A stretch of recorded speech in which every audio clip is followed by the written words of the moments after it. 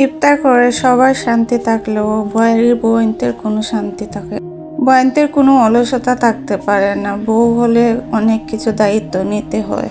বাড়ির মেয়ে হলে ইফতার শেষে বিছানায় গিয়ে একটু রেস্ট নেওয়া যায়, কিন্তু বউ হলে তা পারা যায় না। আসসালামু আলাইকুম গাইস, সবাই কেমন আছেন? আশা করছি যে যেখান থেকে ভিডিওটি দেখছেন সবাই ভালো আছেন, আমরাও ভালো আছি। বাড়ির বউ বলেন আর মা বলেন, ইফতার করে আর কোনো রেস্ট পাওয়া যায় না। এই দেখেন, ইফতারটা শেষ করতে না করতে লেগে বললাম রান্না করতে। আমার মেয়ে বলছে শুটকি রান্না করে দেওয়ার জন্য, ও শুটকি দিয়ে ভাত খাবে। মা বলে তো কথা, তাই আর মনে মানে নেই, তাই ইফতার করে শুরু করে দিলাম শুটকি রান্না। এই তো আমি এই সবজিগুলো কেটে নিলাম। এখানে আমি ডাঁটা, আলু এবং কলমি শাক কেটে নিলাম। এরপরে আমি শাকগুলোও কেটে নিলাম। কাঁচামরিচগুলো কেটে আমি শুটকিটা বসিয়ে দেব।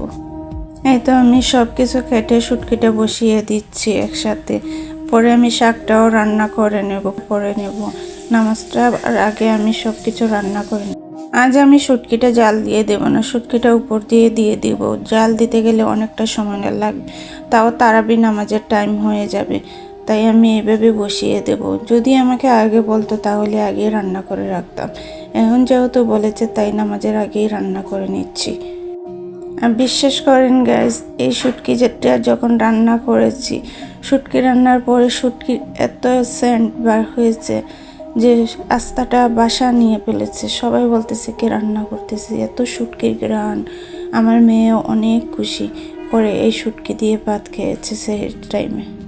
আমি যেহেতু শাক লাভার, তাই দুজন মিলেই শাক আর শুটকি দিয়ে খেয়ে নিচ্ছি, অন্য কিছু রান্না করে নাই। আর ওর জন্য দুধ আর খোলা তো আছেই। কেমন হলো গাইস আজকের ভিডিওটি অবশ্যই কমেন্ট করে জানাবেন। আর ভিডিওগুলো দেখতে হলে আমার চ্যানেলটি সাবস্ক্রাইব করে ও ফলো দিয়ে সাথে থাকবেন। সবাইকে ধন্যবাদ। আল্লাহ হাফিজ।